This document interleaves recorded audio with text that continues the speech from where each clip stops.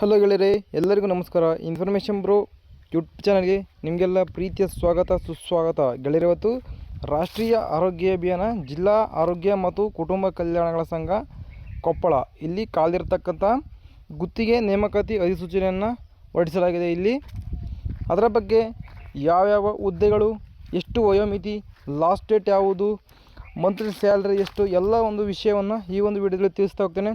ವಿಡಿಯೋವನ್ನು ಸಂಪೂರ್ಣವಾಗಿ ನೋಡಿ. ಹಾಗೆ ನಮ್ಮ ಚಾನಲ್ನ ಇನ್ನೂ ಯಾರಾದರೂ ಸಬ್ಸ್ಕ್ರೈಬ್ ಆಗಿಲ್ಲ ಅಂದರೆ ಹೊಸಬ್ರಾಗಿ ಬಂದಿರತಕ್ಕಂಥವ್ರು ದಯವಿಟ್ಟು ಸಬ್ಸ್ಕ್ರೈಬ್ ಮಾಡ್ಕೊಳ್ಳಿ. ಕೆಳಗಡೆ ಚಾನಲ್ ನೇಮಕ ಸಬ್ಸ್ಕ್ರೈಬ್ ಬಟನ್ ಇದೆ, ಸಬ್ಸ್ಕ್ರೈಬ್ ಆಗಿ ಗೆಳೆಯರೆ. ಹಾಗೆ ಈ ವಿಡಿಯೋ ಇಷ್ಟ ಲೈಕ್ ಮಾಡಿ, ನಿಮ್ಮ ಫ್ರೆಂಡ್ಸ್ ಮತ್ತು ಫ್ಯಾಮಿಲಿಯಲ್ಲಿ ಈ ವಿಡಿಯೋನ ಶೇರ್ ಮಾಡಿ ಗೆಳೆಯರೆ. ಅವರಿಗೂ ಕೂಡ ಜಾಬ್ ಸಿಗ್ತಕ್ಕಂಥ ಆಪರ್ಚುನಿಟಿ ಕೂಡ ನಿಮ್ಮ ಕಡೆಯಿಂದ ಒಂದು ಬರ್ಬೋದು. ಸರಿ, ನೋಡಿ ವಿಡಿಯೋವನ್ನು ಮುಂದುವರಿಸ್ತಾರೆ. ವಿಡಿಯೋವನ್ನು ಸಂಪೂರ್ಣವಾಗಿ ನೋಡಿ. ದಿನಾಂಕ 9/3/2026 ಗುತ್ತಿಗೆ ನೇಮಕಾತಿ ಅಧಿಸೂಚನೆಯನ್ನು ಪ್ರಕಟ ಮಾಡಲಾಗಿದೆ. ಕೊಪ್ಪಳದಲ್ಲಿ ಜಿಲ್ಲಾ ಮತ್ತು ಆರೋಗ್ಯ ಕುಟುಂಬ ಕಲ್ಯಾಣಗಳ ಸಂಘದ ವತಿಯಿಂದ ನೋಡಿ, ರಾಷ್ಟ್ರೀಯ ಆರೋಗ್ಯ ಅಭಿಯಾನದಲ್ಲಿ ಕೊಪ್ಪಳ ಜಿಲ್ಲೆಯಲ್ಲಿ ಗುತ್ತಿಗೆ ಆಧಾರದ ಮೇಲೆ ವಿವಿಧ ಹುದ್ದೆಗಳನ್ನು 1 ವರ್ಷದವರೆಗೂ ಹಾಗೂ ನವೀಕರಣದ ಷರತ್ತುಗಳೊಳಗೊಂಡಂತೆ NHM ನಿಯಮಾವಳಿ ಹಾಗೂ ಮೆರಿಟ್ ಆಧಾರದ ಮೇಲೆ ನೇಮಕಾತಿಯಾಗಿ ಅರ್ಹ ಅಭ್ಯರ್ಥಿಗಳಿಂದ ಆನ್ಲೈನ್ ಮೂಲಕ ಅರ್ಜಿಗಳನ್ನು ಆಹ್ವಾನಿಸಲಾಗಿದೆ ಅಂತ ಇಲ್ಲಿ ಅಧಿಸೂಚನೆಯನ್ನು ಬಿಡುಗಡೆ ಮಾಡಿದ್ದಾರೆ. ಹುದ್ದೆಗಳ ವಿವರವನ್ನು ಖಾಲಿ ಇರುವ ಹುದ್ದೆಗಳ ವಿವರವನ್ನು ಕೆಳಗಡೆ ಕೊಟ್ಟಿದ್ದಾರೆ. ಅದರ ಬಗ್ಗೆ ವಿಡಿಯೋವನ್ನು ಸಂಪೂರ್ಣ ನೋಡಿ ತಿಳಿಸ್ತೇನೆ. ವಿಡಿಯೋ ನೋಡಿಗಳಿರಿ. ಫಿಸಿಯೋಥೆರಪಿಸ್ಟ್, ಆಡಿಯೋಲಾಜಿಸ್ಟ್ ಮತ್ತು ಕ್ಲಿನಿಕಲ್ ಸೈಕಾಲಜಿಸ್ಟ್, ಆಟೋಮೆಟ್ರಿಸ್ಟ್, DEIC ಮ್ಯಾನೇಜರ್ ಮತ್ತು ಜಿಲ್ಲಾ M&E ವ್ಯವಸ್ಥಾಪಕರು ಇಲ್ಲಿ ಖಾಲಿ ಇರತಕ್ಕಂಥ ಹುದ್ದೆಗಳಾಗಿರುತ್ತೆ. ಎಲ್ಲ ಹುದ್ದೆಗಳ ಸಂಖ್ಯೆ ಒಂದೊಂದು ಖಾಲಿ ಇವೆ ಅಂತ ಇಲ್ಲಿ ಮಾಹಿತಿಯನ್ನು ನೀಡಿದ್ದಾರೆ ಗೆಳೆಯರೆ. ಮೀಸಲಾತಿ ವರ್ಗ ನೋಡಿದರೆ ಸಾಮಾನ್ಯ ವರ್ಗದವರಿಗೆ, ಎಲ್ಲರಿಗೂ ಕೂಡ ಸಾಮಾನ್ಯ ವರ್ಗದವರಿಗೆ ಇಲ್ಲಿ ಒಂದು ಅರ್ಜಿ ಹಾಕಲಿಕ್ಕೆ ಅವಕಾಶವನ್ನು ಕೊಟ್ಟಿದ್ದಾರೆ. ಬೇರೆ ಯಾರಿಗೂ ಕೂಡ ಇಲ್ಲಿ ಅರ್ಜಿ ಹಾಕಲಿಕ್ಕೆ ಒಂದು ಅವಕಾಶವನ್ನು ನೀಡಿಲ್ಲ. ಸಾಮಾನ್ಯ ವರ್ಗದ ಅಭ್ಯರ್ಥಿಗಳಿಗೆ ಮಾತ್ರ ಇಲ್ಲಿ ಅವಕಾಶವನ್ನು ನೀಡಲಾಗಿದೆ ಗೆಳೆಯರೆ. ದಯವಿಟ್ಟು ಸಾಮಾನ್ಯ ವರ್ಗದ ಅಭ್ಯರ್ಥಿಗಳು ಯಾರಾದರೂ ವಿಡಿಯೋ ನೋಡ್ತಾಯಿದ್ರೆ ದಯವಿಟ್ಟು ಆನ್ಲೈನ್ನಲ್ಲಿ ಅರ್ಜಿಗಳನ್ನು ಸಲ್ಲಿಸಿಕೊಳ್ಳಬಹುದು. ಸರಿನಾ?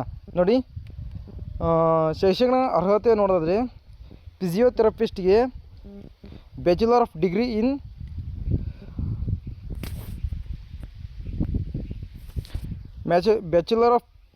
ಇನ್ physiotherapy recognised from physiotherapy council of India.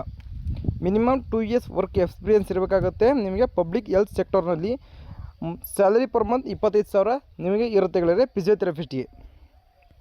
ಇನ್ನು ಆಡಿಯೋಲಜಿಸ್ಟಿಗೆ bachelor of degree in speech and pathology from RCI, ಸರಿನಾ, ರೆಕಗ್ನೈಸ್ಡ್ ಇನ್ಸ್ಟಿಟ್ಯೂಟಲ್ಲಿ ನಿಮಗೆ ಇರಬೇಕಾಗತ್ತೆ. ನಿಮಗೆ ಅದಕ್ಕೂ ಕೂಡ 2 ವರ್ಷಗಳ ಎಕ್ಸ್ಪೀರಿಯೆನ್ಸ್ ಇರಬೇಕು. ನಿಮಗೂ ಕೂಡ 25,000 ಪರ್ ಮಂತ್ ಇರುತ್ತೆ. ಸರಿನಾ?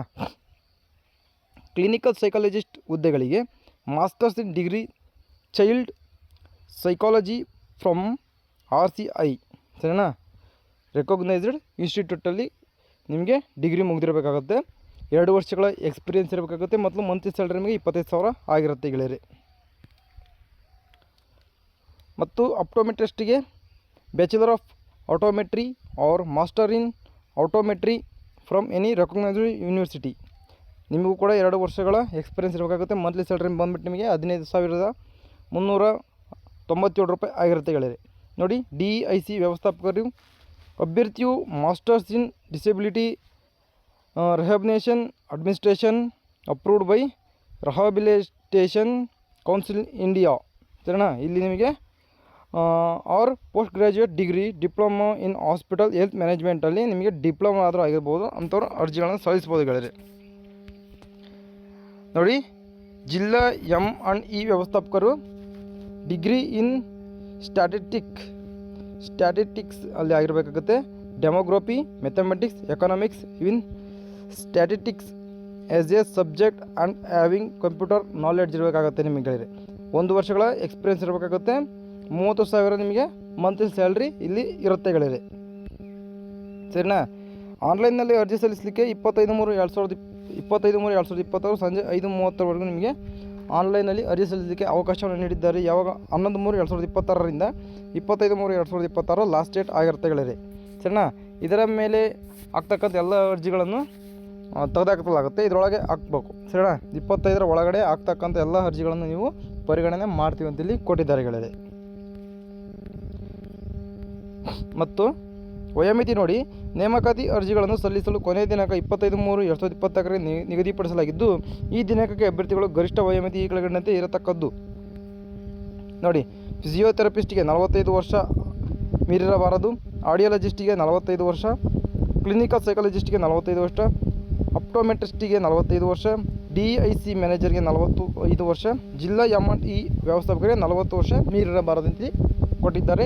ಮಿನಿಮಮ್ 18, ಮ್ಯಾಕ್ಸಿಮಮ್ 40-45 ಆಗಿರಬೇಕು ಗೆಳೆಯರೆ, ಸರಿನಾ? ಇದನ್ನು ಮೀರಿರಬಾರದು.